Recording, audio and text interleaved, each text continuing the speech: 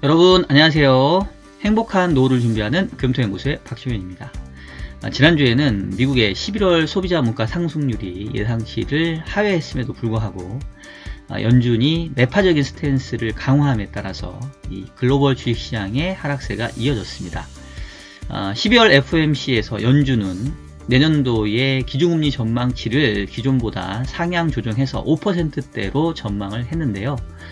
과연 연준의 예상대로 내년도에 실제로 기준금리 인상이 계속 높게 유지될 것인지 아니면 변화가 있을 것인지, 그리고 연말 금융시장은 어떠한 모습을 보일 것인지 오늘 영상에서 자세하게 짚어보도록 하겠습니다. 자, 그러면 주간 이슈 분석 지금 바로 시작하도록 하겠습니다. 자, 먼저 최근 시장 흐름부터 한번 보겠습니다. 그동안 연준의 금리 인상 속도 조절 기대감에 힘입어서 10월 초부터 한 11월 말까지는 전체적으로 글로벌 증시가 반등세를 보였는데, 실질적으로 이제 FOMC가 다가오고 또 어제 지난주에 이 연준의 매파적인 스탠스가 확인이 됨에 따라서 그동안의 좀 상승폭을 되돌리는 모습이 나타나고 있습니다. 다우가 지금 지난주에 한 1.6%, 또 통화정책에 민감한 나스닥은 좀 더 하락폭이 큰 마이너스 2.7% 정도 기록을 했고요. 그리고 중국에서도 지금 한때 코로나 봉쇄 완화에 대한 리오프닝 기대들로 상해라던가 항생이 상당히 좀 상승세를 좀 높게 했었는데, 아무래도 그 급격한 봉쇄 완화로 인해서 최근에 확진자가 좀 많이 늘어나고 있고 의료체계의 붕괴가 좀 우려되는 상황인 것 같아요. 저희도 경험을 했다시피 어쨌든 간에 갑자기 풀어주면 급격하게 이 환자가 늘어나는 건 사실이고, 초반에 이제 이 혼란을 잘 수습을 하고 넘기면 이제 흔히 말하는 엔데믹으로 가는 거고, 그게 아니면 이제 크게 좀 문제가 될 수 있는데, 일단 중국 내 상황은 정확하게 잘 모르겠어요. 일단 아직 시장의 움직임은 의료체계가 완전히 붕괴돼서 혼란으로 가는 정도까지는 보는 것 같지는 않고, 약간 이제 우려감이 있다, 이런 정도를 좀 시장은 좀 반영을 하고 있는 것 같습니다.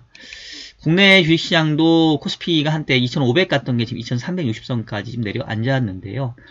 내용은 결국은 비슷하다고 보시면 되겠습니다.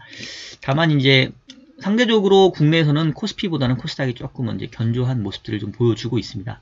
전체적으로 지난주에 미국의 소비자 물가 상승률이 이제 먼저 발표가 됐잖아요.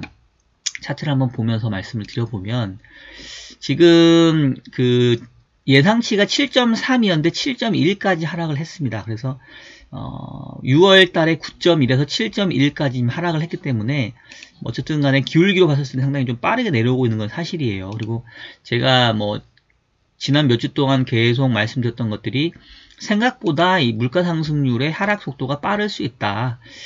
그리고 지금 이 정도 속도라고 한다면 아마도 내년도 상반기까지 가게 되면 물가 상승률은 거의 3%대 후반까지도 떨어질 가능성이 높아 보입니다. 그래서 이제 이것만 보면은 시장 입장에서는 상당히 조금 물가가 빠르게 떨어지는 걸 보면서 연준의 통화 정책이 바뀌는 거 아니야? 라는 기대감 또는 이제 설레발, 이거를 이제 먼저 가져갈 수 있는 상황이다, 이렇게 좀 말씀을 드렸던 거고요. 그래서 연준에서는 여전히 좀 세게 얘기할 거다. 제가 지난주에 FOMC 프리뷰 할 때 미리 좀 말씀을 드렸었죠. 연준 입장에서는 이제 물가 상승률이 이제 막 떨어지기 시작을 했는데, 이거를 이 상태에서 긴장감 풀고 이제 물가가 안정되고 있습니다 라고 얘기하면 시장이 또 앞서 나갈 수 있기 때문에 아마 그런 기대감들을 차단하기 위해서라도 상당히 세게 강하게 얘기할 거다라는 말씀을 좀 먼저 드렸었고요. 그치만 시장은 아마 조금 가려서 들을 거다. 왜냐면 이제 물가 떨어지는 게 눈에 보일 거니까, 이제 이런 말씀 드렸었는데, 실제 연준은 여전히 7%대 물가는 너무 높다. 우리의 타겟은 2%대다. 요거 내려갈 때까지는 계속 강하게 정책을 펼 거다. 이제 이런 얘기들을 지금 지난주에 해서 좀 시장은 좀 헷갈려하고 있는 상황입니다. 자, 실질적으로 이제 점도표 부분이 연준의 의지를 좀 보여줬다고 할 수 있겠는데, 지금 보시면은 여기 있는 게 이제 2022년도, 올해는 지금처럼 이제 4.25에서 4.5 정도에서 금리가 이제 끝나고요. 지금 내년도 전망이 상당히 좀 중요해요. 근데 지금 보시면 5에서 5.25를 예상하는 그 연준위원들이 제일 많습니다. 그래서 중위값이라고 얘기를 하죠. 제가 평균값이 아니라. 그래서 지금 원래 당초가 4.5에서 4.75에 있다가 5에서 5.25로 한 50bp 정도 상향 조정이 됐기 때문에 이제 시장에서는 점도표를 실제 받아들이고는 되게 뭐 생각보다 연준이 너무 강한데, 그러면서 이제 지난주에 조금 분위기는 지금 안 좋게 끝난 상황이고요. 근데 이제 재밌는 거는 2023년은 그런데 2024년, 2025년도를 보세요. 확실히 그 뒤로는 이제 금리 인하에 대한 부분들이 크고, 2024년도는 점도표의 이 편차가 너무 큽니다. 이 얘기는 뭐냐면 이제 모른다는 얘기예요. 어떻게 될지 아무도 모르겠다. 컨센서스라는 게 무의미하죠, 지금.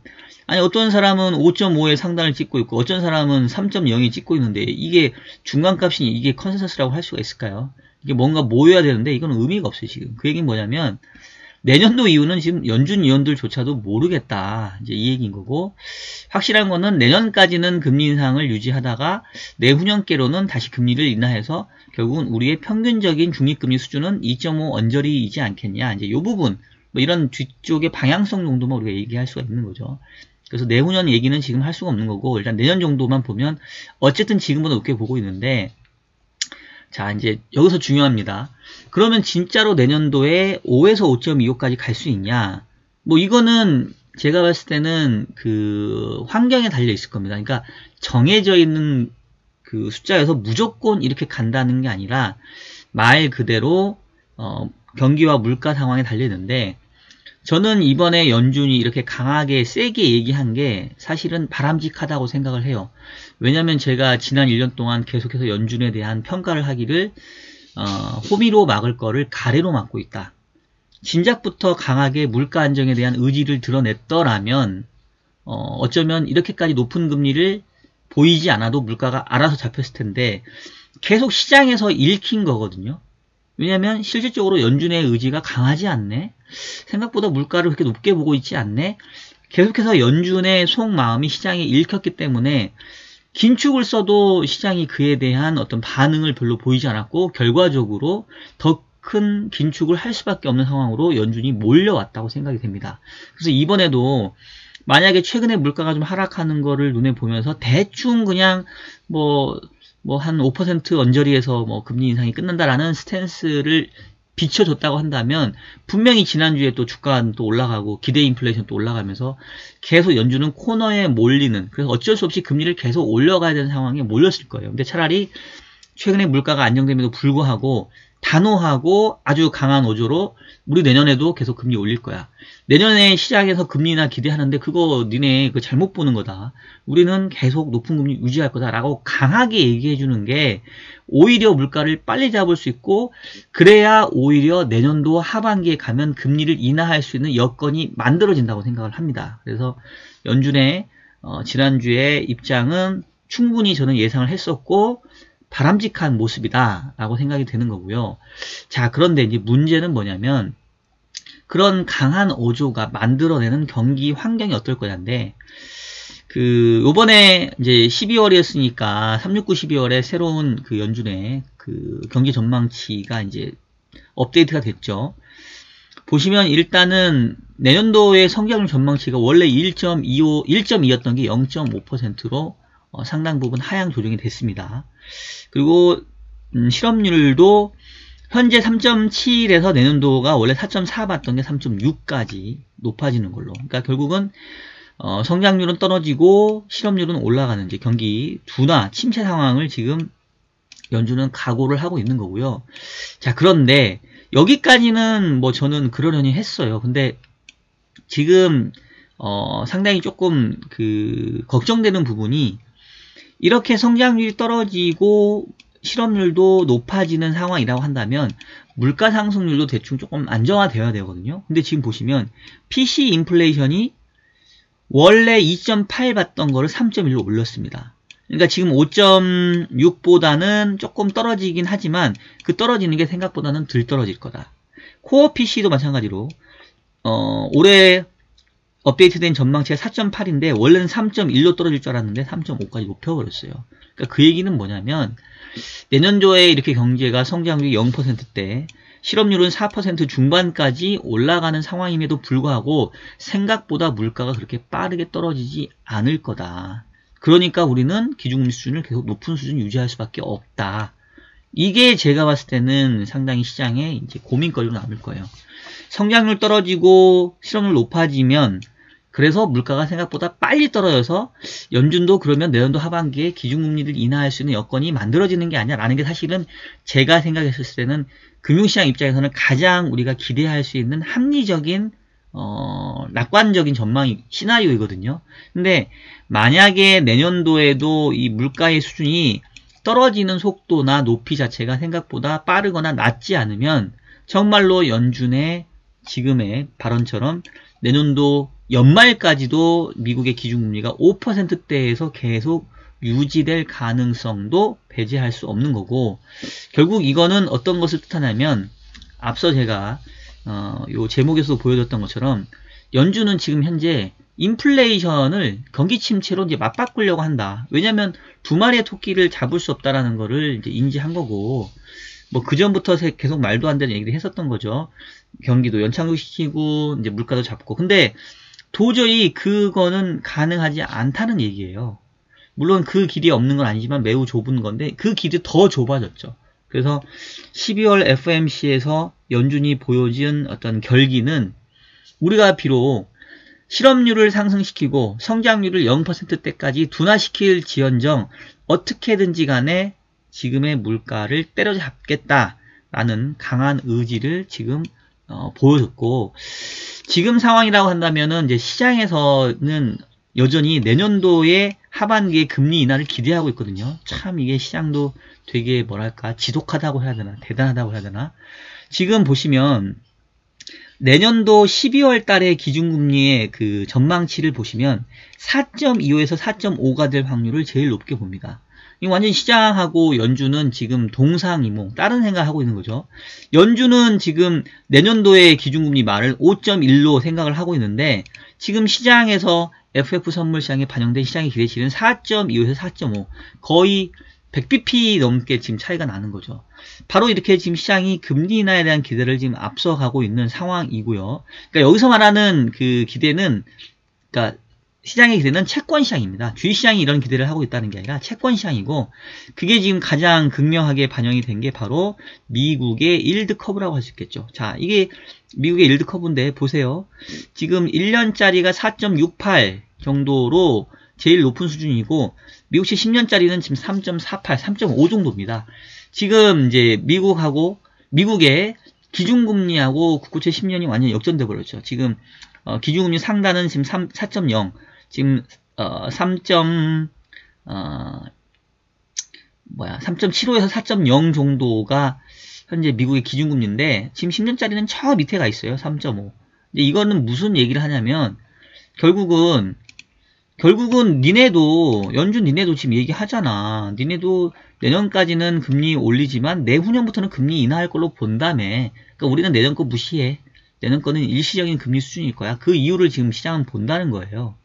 그 금리를 실제 인하하는 시기가 24년이 될지 23년이 될지 이거는 뭐 연준도 모르는 거고.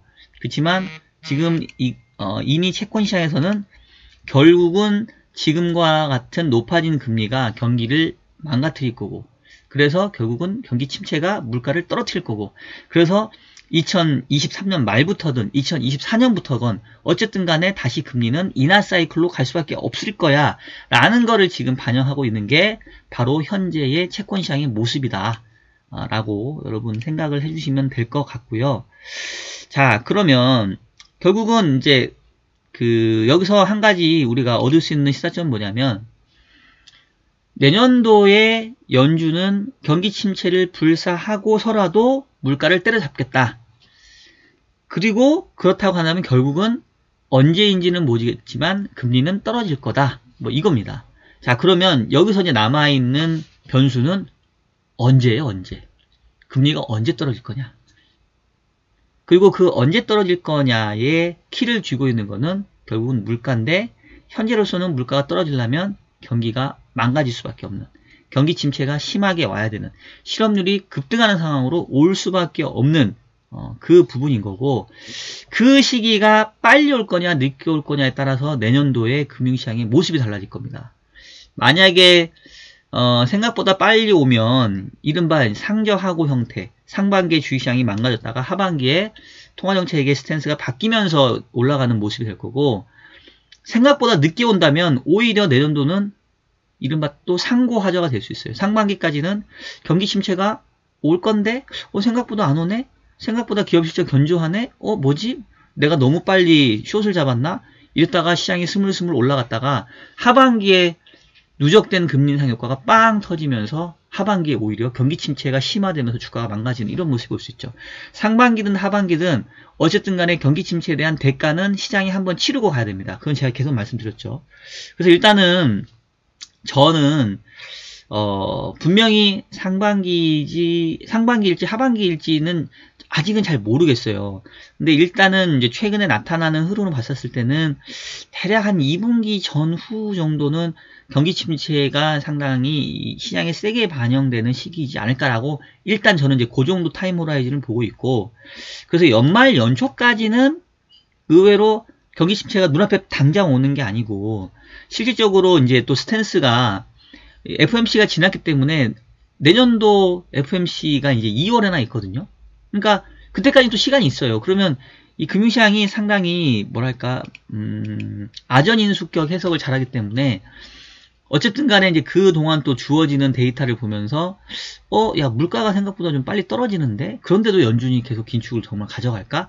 또 이렇게 또 낙관회로 희망회로를 돌리는 사람들이 분명히 있거든요. 그리고 연초가 되면 항상 또 자금 집행이 있습니다. 그래서 연초에 수급이 좀 좋아지는 부분도 있어요. 그래서 이런 부분들 감안하면 저는 그래도 연말 연초에 주식시장이 나쁘지는 않을 것 같다. 그래서 지수 자체는 계속 박스권 내에서 약간 종목 간 차별화 정도 나타나는, 그리고 그동안에 종목별로는 낙폭 과대주들이 조금 눈 맞추기를 하는 이 정도의 모습이지 않겠냐, 이렇게 지금 생각을 하고 있는 거고요. 내년도에 이제 가서 한번 위험자산을 엄청나게 비중을 줄이고 안전자산으로 숨어야 될 때가 분명히 한 번은 온다고 봅니다. 이제 그거를 잘 피해야 내년도에 우리가 수익을 좀 극대화할 수 있을 텐데, 일단은 그 시기는 대략 한 2분기 정도 보고 있는데, 요거는 저도 계속 상황을 좀 점검해 봐야 되니까. 하여튼 상황은 그렇고요. 일단은 지금 상태에서 그러면 이제 투자 전략으로 짠다고 한다면 확실한 투자는 채권이죠. 확실한 투자는. 왜냐면 앞서 얘기했던 것처럼 연준 위원들이나 또 시장에서나 어쨌든 간에 내년도에 어느 시점에선가는 결국은 금리는 인하 사이클로 바뀔 거다라는 것을 지금 생각을 하고 있는 거잖아요. 그러니까 당연히 채권 금리는 지금 높아진 수준에서 최근에 이미 좀 많이 하락을 하긴 했는데 이제 고점은 쳤다라고 생각이 되고, 지금 미국 같은 경우도 지금 미국 2년짜리 금리가 지금 4.8에서 4.2까지 얘도 많이 떨어졌고요. 미국채 10년 금리도 4.3에서 3.5까지 하락을 했죠. 내년도에 미국이 기준금리 인상을 진짜 5%까지 가져간다 하더라도 국고채 미국채 10년 금리는 절대 전고점 이상으로 웬만해서 잘 안 갈 겁니다. 왜냐하면 결국은 미국채 10년짜리라고 하는 거는 10년 동안의 평균적인 금리 수준이거든요. 근데 연준이 점도표를 보여줬잖아요. 내년은 높지만 내후년, 그 이유는 떨어진다는 걸 보여줬기 때문에 아마 이 장기 채권 금리는 요 뒤쪽의 그림을 보고 갈 겁니다. 그래서 실제로 미국채 장기 금리는 이미 고점을 봤다라고 생각이 되고요. 설령 기준금리를 올린다 하더라도 일정 부분 끌려는 올라가겠지만 기준금리 수준까지는 절대 안 간다. 역전이 이제는 상시화 된다라고 보는 거고, 우리 금리도 지금 3년 금리가 4.5에서 3.5까지 100bp가 떨어졌고 10년짜리 금리가 4.6에서 3.3까지 130bp가 하락을 했어요. 이게 여러분 조금 오해하시는 게, 지금 채권을 사면 미국 국고채 10년짜리 사봤자 3.36밖에 안 주네? 수익률 3%대 이거 누가 만족해? 라고 얘기할 수 있는데, 채권에서 발생하는 소득은 이자 소득도 있지만 자본 소득도 있습니다. 지금 국고채 10년짜리가 4.6에서 3.36으로 130비 떨어지면서 듀레이션 효과를 감안해보면 10% 이상의 수익이 났어요. 실질적으로는. 4.6에 샀던 사람들은 4.6의 이자를 챙기면서 4.6이 3.3이 되면서 100bp만큼의 금리 하락이 발생했기 때문에 여기서 자본 이익으로 10% 정도의 캐피탈 게인이 났습니다. 그래서 이거 감안해보면 채권 10년짜리를 4.6에 산 사람은 거의 15% 수익을 지금 이미 거둔 거죠. 이 기간 동안. 그래서 앞으로 금리가 3.36이 예를 들면 2.5까지 또 100bp가 떨어진다고 한다면 여기서 또 10% 또 먹고 시작해요. 왜냐면 국고채 10년짜리는 듀레이션이 10년이기 때문에 10bp 하락을 하면 그 정도의 수익이 납니다. 자, 어쨌든 간에 그래서 이런 부분들을 이제 감안해보면 뭐 채권 투자의 기회가 최근에 금리가 빠르게 하락을 했지만 완전히 사라진 거는 아니다. 이런 말씀을 좀 드릴 수가 있겠고요. 자, 그러면 지금은 뭘 투자를 해야 되느냐? 지금은 사실은 국채 투자하는 건 조금 늦었죠. 그래서 지금 회사채 투자에 대한 계속해서 뭐 기회를 지금 얘기하고 있는 거고, 뭐 공사채나 은행채까지도 이미 좀 스프레드가 많이 좁혀졌는데, 이제 내년도에 우리가 기대할 수 있는 거는 회사채, 우량 회사채 AA나 이제 아주 괜찮은 회사는 싱글 A 플러스까지, 그리고 이제 금융채 중에서 뭐 카드채나 캐피탈채 중에서도 은행 지주 계열 회사, 그러니까 은행 금융지주 있잖아요. 뭐 국민 KB금융지주, 신한금융지주, 뭐 우리금융지주, NH농협지주 뭐 이런 회사의 자회사에 있는 카드사라든가 캐피탈채 같은 경우는 크레딧 이슈가 발생해도 모회사의 지원 확률이 높기 때문에 뭐 그런 거 정도는 큰 이슈 없이 뭐 개인 투자자 입장에서는 접근해도 제가 봤을 때 크게 무방하지 않나 이런 생각이 들고요. 지난주에 실질적으로 회사채 스프레드가 계속 이제 좁혀지는 이제 모습들을 지금 보여주고 있습니다. 자, 요 정도로 해서 뭐 대충 시장 흐름은 좀 말씀드릴 수 있을 것 같습니다. 자, 다음 주 이벤트 일정까지 미리 말씀드리고 이제 마무리할 텐데요. 일단 다음 주에 가장 이제 우리가 주목해야 될 이슈는 20일 날 화요일 날 한국은행 총재가 물가 안정 목표 운영 상황 점검 회의를 개최하고 기자간담회를 할 예정입니다. 최근에 미국발 금리 인상이 한국에서도 어떻게 이어질 거에 대한 기대감이 높은데 결국 이제 국내 물가를 보면서 움직일 수밖에 없을 거고요. 아마도 현재 기준금리 3.25에서 내년도에 한 3.5 정도 수준에서 좀 마무리되지 않을까라는 기대를 하고 있는데 한번 지켜보도록 하시죠. 그리고 이제 수요일날 20일까지 수출이 있고, 금요일날 우리나라 국고채 발행계획 내년도 나오고, 그 다음에 미국에서 미시간대 소비자 실내 지수 나오니까 여기서 기대 인플레이션 또 어떻게 바뀌는지, 아마 여기에서 기대 인플레이션이 또 조금 하락하게 되면 시장은 또 FOMC의 충격에서 좀 벗어날 수 있을 거기 때문에 이런 부분들 주의 깊게 한번 다음 주에 지켜봐 주시길 바라겠습니다. 자, 여러분 지금까지 지난주에 있었던 FOMC의 리뷰 해드렸고요. 연준의 스탠스가 상당히 강하게 나타나고 있는데 말씀드렸지만 바람직하다, 잘하고 있다.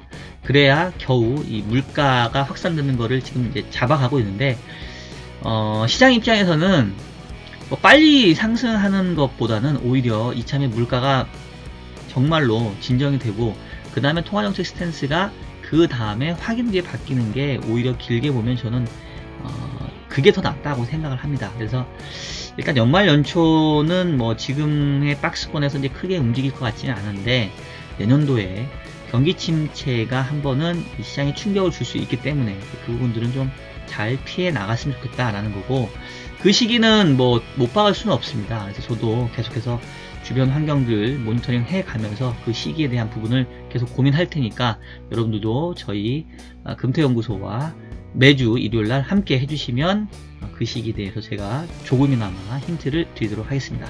자, 그럼 저는 오늘 영상 여기서 마치도록 하겠고요.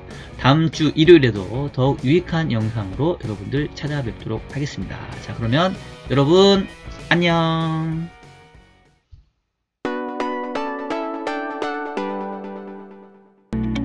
저희 평택우리병원은 환자분들의 신뢰를 바탕으로 꼭 필요한 치료를 하는 체계화된 시스템을 운영하겠습니다.